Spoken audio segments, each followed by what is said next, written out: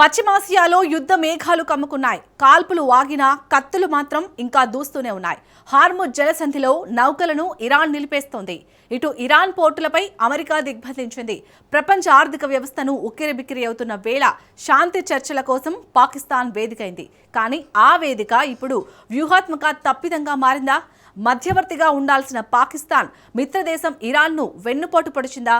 దౌత్య చర్చల ముసుగులో ఇస్లామాబాద్ డబుల్ గేమ్ ఆడుతుందా? అటు అమెరికా మెప్పు కోసం, ఇటు ట్రంప్ ప్రయోజనాల కోసం పాక్ పక్షపాతంగా వ్యవహరిస్తుందా? అగ్రరాజ్యం వేసే విధిల్చే కాసుల కోసం పొరుగు దేశం సార్వభౌమత్వాన్ని పణంగా పెట్టిందా? ఇస్లామాబాద్ అసలు నిజాలేంటి? Watch the story. పాకిస్తాన్ దౌత్యంపై ఇరాన్ ఆగ్రహం దేనికి? దౌత్యం నిర్వహణ పాకిస్తాన్కు చేతకాదా? దౌత్యంలో పాక్ డబుల్ గేమ్ ఆడుతోందా? పశ్చిమాసియా సంక్షోభం మొదలై 8 వారాలు గడిచిపోయింది. కాల్పులు ఆగాయన్న మాటే కానీ ఉద్రిక్తతలు కొనసాగుతూనే ఉన్నాయి. హార్ముజ్ జలసంధిలో నౌకల రాకపోకల్ని ఇరాన్ నిలిపేసింది. ఇరాన్ పోర్టులను అమెరికా దిగ్బంధించింది. ఈ నేపథ్యంలో ఏప్రిల్ 24న శాంతి చర్చలకు ఇరాన్ విదేశాంగ మంత్రి బృందం పాకిస్తాన్కు చేరుకోవడంతో శాంతి ఆశలు చిగురించాయి. కానీ ఇరాన్ మంత్రి అమెరికా ప్రతినిధులతో ఎలాంటి చర్చలు జరపకుండానే స్వదేశానికి వెళ్లిపోయారు. అదే సమయంలో అమెరికా బృందం మాత్రం చర్చలకు పాకిస్తాన్కు రాలేదు. దీంతో మళ్లీ చర్చలపై నీలనీడలు వాస్తవానికి శాంతి చర్చలను నేరుగా అమెరికా ప్రతినిధులతో జరిపేది లేదని ఇరాన్ తెగేసి చెప్పింది. ఇస్లామాబాద్ కు వచ్చిన ఇరాన్ విదేశాంగ మంత్రి అబ్బాస్ అరాగ్చీ బృందం తమ వాదనలను పాకిస్తాన్ కు వినిపించినట్టు తెహరాన్ వెల్లడించింది. బయటకు కనిపించేది ఇది మాత్రమే, కానీ అంతర్గతంగా పాకిస్తాన్ చీట్ చేస్తోందంటూ ఇరాన్ వాదిస్తోంది. దౌత్య చర్చల్లో పాకిస్తాన్ పాత్రపై తెహరాన్ తీవ్ర అభ్యంతరాలను వ్యక్తం చేస్తోంది. కీలక చర్చలో పాకిస్తాన్ తటస్థంగా వ్యవహరించగలదా అనే అంశంపై ఇరాన్ ఉన్నతాధికారులు బహిరంగంగానే ప్రశ్నలు సంధిస్తున్నారు. ముఖ్యంగా హార్ముజ్ జలసంధి దిగ్బంధనం, అణు విధానాలపై నెలకొన్న విభేదాల నేపథ్యంలో పాక్ మధ్యవర్తిత్వంపై టెహరాన్లో ఆందోళనలు వ్యక్తమవుతున్నాయి. ఇరాన్ జాతీయ భద్రతా కమిషన్ ప్రతినిధి ఇబ్రహీం రెజాయి ఈ అంశంపై ఘాటుగా స్పందించారు. పాకిస్తాన్తో ఉన్న సంబంధాలను ఇబ్రహీం రెజాయి ప్రస్తావించాడు. దౌత్యపరమైన చర్చలకు పాకిస్తాన్ తగిన వేదిక కాదని విమర్శించాడు. పాక్ తమకు పొరుగు దేశంతో పాటు మిత్రదేశమని అన్నాడు. కానీ చర్చల విషయంలో మాత్రం పాకిస్తాన్ సరైన మధ్యవర్తి కాదని స్పష్టం చేశాడు.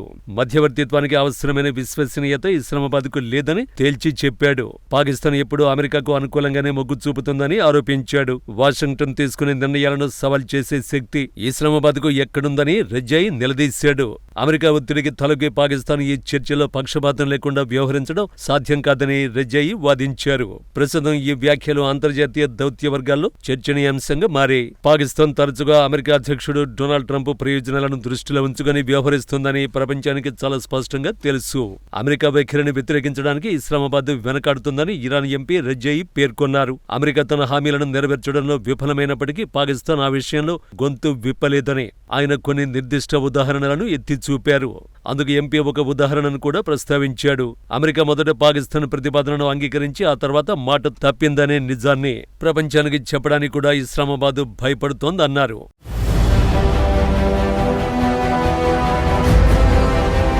లెబనాన్ అంశం, అమెరికా సీజ్ చేసిన నిధుల విషయంలో వాషింగ్టన్ ఇచ్చిన హామీలను నెరవేర్చలేదని ఇరాన్ గుర్తు చేస్తోంది. ఒక మధ్యవర్తి ఎప్పుడూ ఒకే వైపు మొగ్గు చూపకూడదని ఇరాన్ వాదిస్తోంది. ఇరు పక్షాల పట్ల తటస్థంగా నిష్పక్షపాతంగా వ్యవహరించాల్సిందేనని టెహరాన్ తేల్చి చెబుతోంది. ఈ నెల ప్రారంభంలో పాకిస్తాన్ ఆతిథ్యమిచ్చిన ఇరాన్ అమెరికా ఉన్నత స్థాయి చర్చలు ఎటువంటి పురోగతి లేకుండానే ముగిశాయి. ఈ కీలక సమావేశంలో ఇరాన్ విదేశాంగ మంత్రి Abbas Araghchi, America vice president JD Vance పాల్గొన్నారు. ఈ చర్చలు విఫలం కావడానికి ప్రధాన కారణాలు హార్ముజ్ జలసంధి దిగ్బంధనం, అణు విధానమే. హార్ముజ్ జలసంధిని అమెరికా ప్రస్తుతం దిగ్బంధించింది. కాల్పుల విరమణ ఆగిన ఇరాన్ నౌకల రాకపోకల్ని మాత్రం అనుమతించేది లేదని ట్రంప్ తేల్చి చెప్పాడు. దీంతో అమెరికా తీసుకున్న కఠిన వైఖరిపై ఉభయ దేశాల మధ్య ఏకాభిప్రాయం కుదరలేదు. ఇక అణ్వాయుధాలకు సంబంధించిన అంశాలపైన ఇరు దేశాల మధ్య తీవ్ర విభేదాలు తలెత్తాయి. అణ్వాయుధాల తయారీకి అవసరమైన శుద్ధ యురేనియంను పూర్తిగా వదులుకోవాలని అమెరికా డిమాండ్ చేస్తోంది. కానీ ఇరాన్ మాత్రం అందుకు ససేమిరా అంటోంది. కావాలంటే యురేనియం శుద్ధి ప్రక్రియను నిలిపేస్తామని ఇరాన్ హామీ ఇస్తోంది. మొత్తంగా ఇరు దేశాల మధ్య నమ్మకం లేదు. ఫలితంగా రెండు దేశాలు అంత ఈజీగా ఒప్పందానికి రావడం లేదు. ఈ విషయంలో పాకిస్తాన్ పెద్దగా ప్రయత్నం చేసిందేమీ లేదు.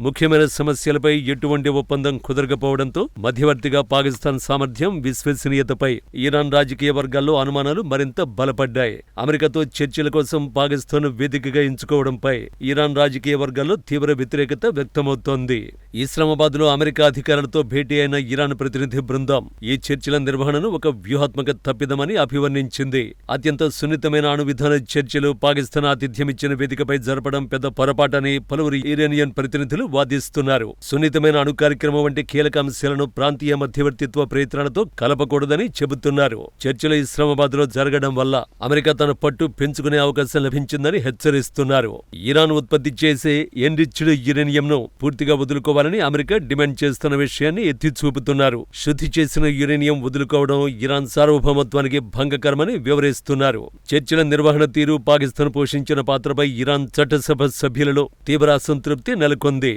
చర్చల దిశను, పరిధిని సరిగ్గా నిర్వహించడంలో పాకిస్తాన్ విఫలమైందని మెజారిటీ సభ్యులు భావిస్తున్నారు. ఈ నేపథ్యంలో భవిష్యత్తులో చర్చలను తటస్థంగా ఉండే వేరే దేశాలలో నిర్వహించాలని ఇరాన్ నుంచి డిమాండ్లు వస్తున్నాయి.